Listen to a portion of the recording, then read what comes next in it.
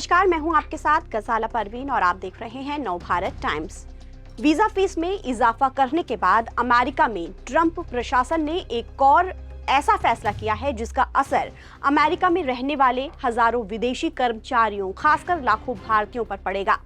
अब सवाल यह है कि ये ट्रंप सरकार ने जो नया नियम लागू किया है वो क्या है, किन लोगों पर लागू होगा और ये नया नियम क्या कहता है और 30 अक्टूबर के बाद क्या होने वाला है। दरअसल लाखों भारतीयों को झटका देते हुए अमेरिका ने प्रवासियों के लिए वर्क परमिट के खुद ब खुद रिन्यूअल की जो व्यवस्था थी उसे अब खत्म कर दिया है। इससे प्रवासी भारतीय कामगारों को नुकसान हो सकता है, लेकिन सवाल ये है कि EAD यानी रोजगार प्राधिकरण दस्तावेज आखिर है क्या और किन लोगों को इसकी जरूरत होती है। बता दें कि EAD एक ऐसा दस्तावेज है जो प्रवासी और शरणार्थी आवेदकों को एक निश्चित अवधि के लिए अमेरिका में काम करने की अनुमति देता है। अभी तक जो व्यवस्था है वो ये थी कि आप प्रवासियों को उनके वर्क परमिट की समाप्ति के बाद भी 540 दिनों तक अमेरिका में काम करने की इजाजत दी जाती थी, बशर्ते नवीनीकरण आवेदन समय पर किया गया हो। उनको अपने आप एक्सटेंशन मिल जाता था, लेकिन अब ऐसा नहीं होगा। ट्रंप प्रशासन ने नए नियम के तहत ये सुविधा खत्म कर दी है। इसका मतलब ये हुआ कि अब हर प्रवासी कामगार को अपने वर्क परमिट का एक्सटेंशन कराने से पहले नई सुरक्षा जांच, वेरिफिकेशन और वेटिंग प्रक्रिया से गुजरना होगा।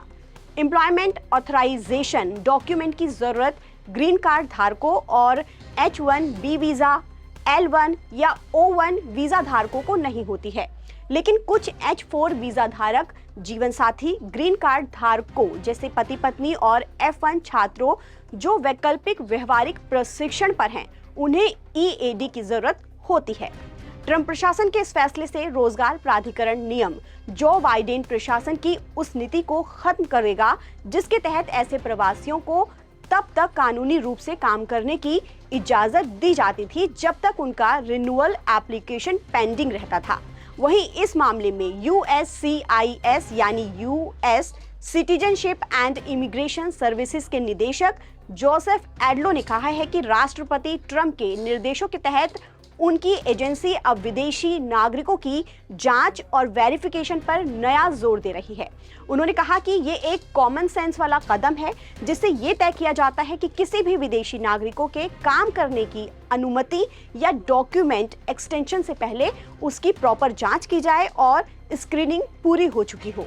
सभी विदेशी नागरिकों को ये याद रखना चाहिए कि अमेरिका में काम करना कोई अधिकार नहीं है बल्कि एक विशेष अधिकार है। अब बात करते हैं कि वर्क परमिट खत्म होने के बाद 30 अक्टूबर के बाद क्या होगा।